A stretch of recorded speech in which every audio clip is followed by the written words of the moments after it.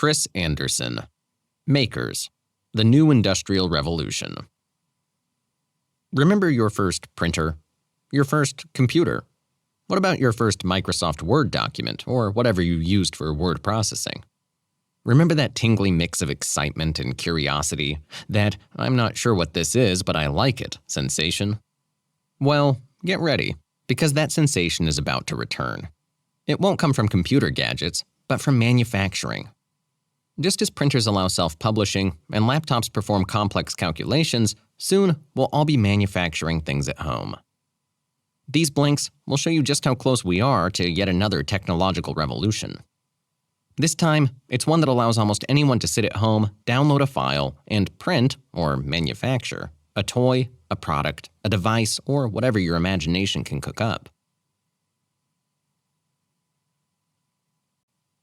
Blink number 1. The maker movement is about people manufacturing things and sharing ideas.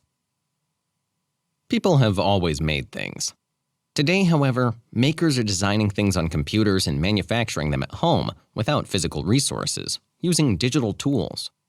What's more, they share their ideas in online communities.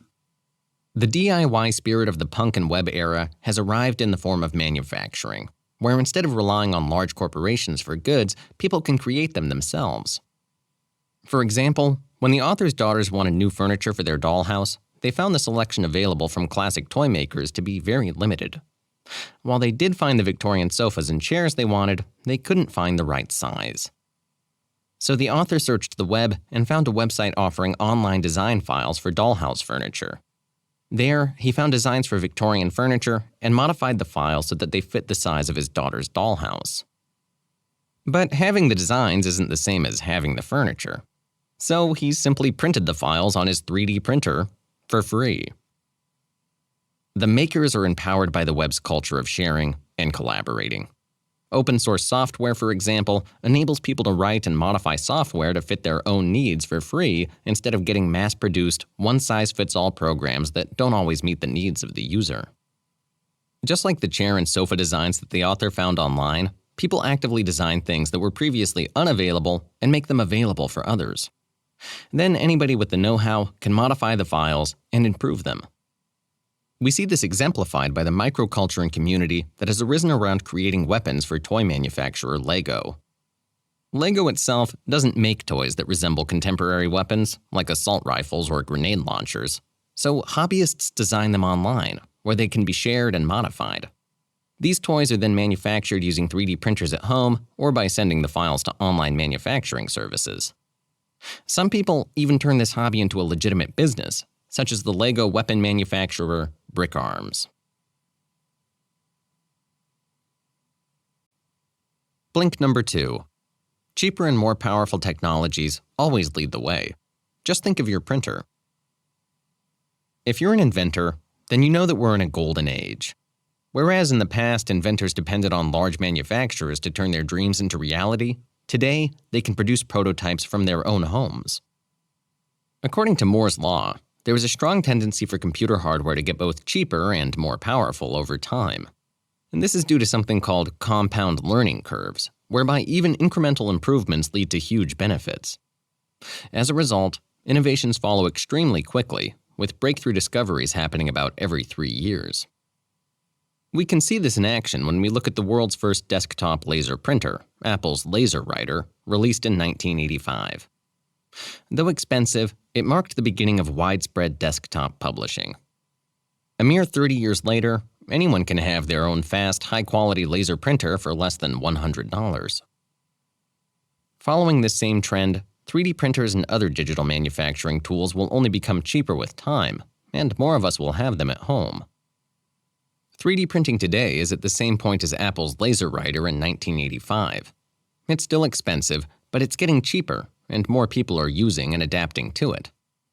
The adoption of 3D printing is analogous to the first desktop publishing tools a few decades ago. Think Microsoft Word. When desktop publishing first became available, people realized that they didn't have a clue about things like fonts or formatting. The same thing is happening with online manufacturing. It's still new, and people are struggling to understand the language of industrial design. such as G-code, a programming language that tells computerized machine tools how to make objects, or rasters, programs that convert images to pixels or dots. Only a few people experiment with these cutting-edge tools now, but it is only a matter of time before they become mainstream. Blink number 3. Crowdfunding helps shrink the gap between inventor and entrepreneur. Every inventor or startup founder knows that they're going to have to raise money if they want to make their idea a reality. Normally, startups have to raise funds with the help of venture capitalists or loans to manufacture their product. But crowdfunding changes all that. Kickstarter, for example, turns sales into pre-sales by letting people contribute money to a nascent project. In other words, people pay to be the first to get their hands on the product. Startups can use that cash the same way they would loans or venture capital in order to cover their initial costs. In addition, crowdfunding sites transform customers into supportive communities. When you support a Kickstarter project, you're supporting a team of producers whom you can communicate with in forums and who will update you on their progress. This constant communication fosters participation from supporters who feel more involved. This involvement can translate into action, and supporters might even help a project go viral by sharing it or spreading the word to people they know. Take the extreme example of Pebble, a smartwatch startup. Within a span of 2 hours, it had reached its fundraising goal of $100,000. By the end of the day, it had reached $1 million, and within 3 weeks, $10 million. All of this was only possible because of their excited and engaged online supporters. What's more, crowdfunding sites provide free market research, making new ventures less risky. If you don't reach your funding goals with your crowdfunding campaign, then you know that your project simply didn't capture people's interest or meet their needs and preferences. It's much better to learn that lesson during the funding phase of your project than after you've put in an order to start manufacturing. Instead of having wasted money on manufacturing equipment and product development, you won't have lost a dime. It also gives you an opportunity to fine-tune your project to better match the needs of potential customers, and then try again later. Blink number 4. Manufacturing will eventually move back to developed countries. If you've ever been to Detroit or Toledo, it becomes depressingly clear that manufacturing has been outsourced for decades. Today, that's all changing. Digital manufacturing techniques make it possible for developed countries to compete with the low-cost labor in other countries, like China. By automating activities that once required huge amounts of human labor, they were able to make those activities cheaper. We see this concretely in the American toy company Wham-O, which, after taking steps to further automate its production, decided to move 50% of its manufacturing from China back to the US. Another American company, the ATM producer NCR, is likewise relocating its production from China to Georgia, thanks to automation. In both cases, automation allows the companies to achieve faster market delivery and lower shipping costs. What's more, by producing closer to their customer base, they are able to be much more flexible and can more easily react to customer complaints or suggestions. That means they can deliver new products and services faster than before. Another reason for the shift away from offshoring is that increasing skills and pressure from labor groups have increased salaries in developing countries along with the costs of labor. In China, for instance, the salaries for industry workers rose rapidly between 2007 and 2012, by 17% annually in Guangdong and 50% in Shenzhen. According to the Boston Consulting Group, the net costs of manufacturing in China will equal that of the US in 2015. Furthermore, global supply chains and offshoring are risky in today's volatile world. Political uncertainties, like pirates in Somalia and strikes among factory workers in China, and environmental uncertainties, such as the eruption of an Icelandic volcano in 2010, can lead to huge delays in delivery and even lost shipments. Increases in oil prices and the fluctuation of currency also play a part. Imagine if the yen appreciates against the dollar. Suddenly, labor costs and shipping from China would be more expensive, enough to cut into profits and force companies to totally reconsider manufacturing practices. Blink number 5. There will be more small-scale manufacturers. So, what will happen to the giant manufacturers? Will the maker movement kill them off? Not exactly. Just as AT&T didn't vanish with the rise of the web, 3D printing probably won't destroy large manufacturers such as General Mills. Those companies will, however, lose their monopoly as manufacturers and will have to compete with small enterprises that make things for niche markets. What has happened in the digital world is now happening in the real world.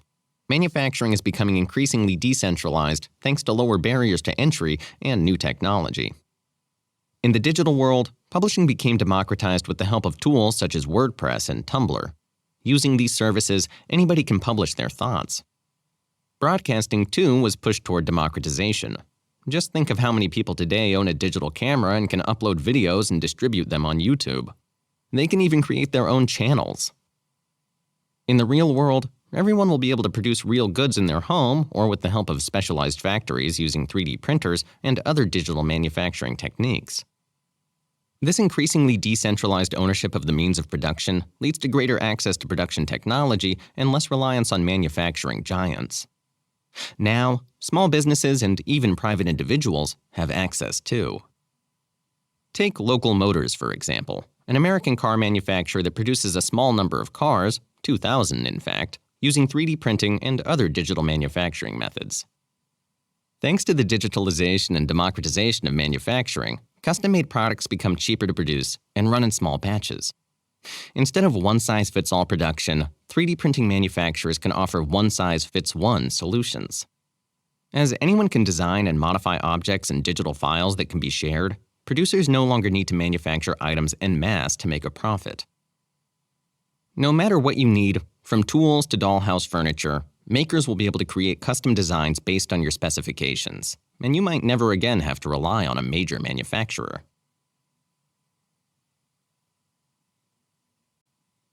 You just heard the links to Chris Anderson's Makers. The book's key point is that manufacturing is becoming democratized with the introduction of new design and production technologies. Increasingly, people have greater control over what goods are produced, and this will have major consequences both for the organization of industry as well as the products and services available to the consumer.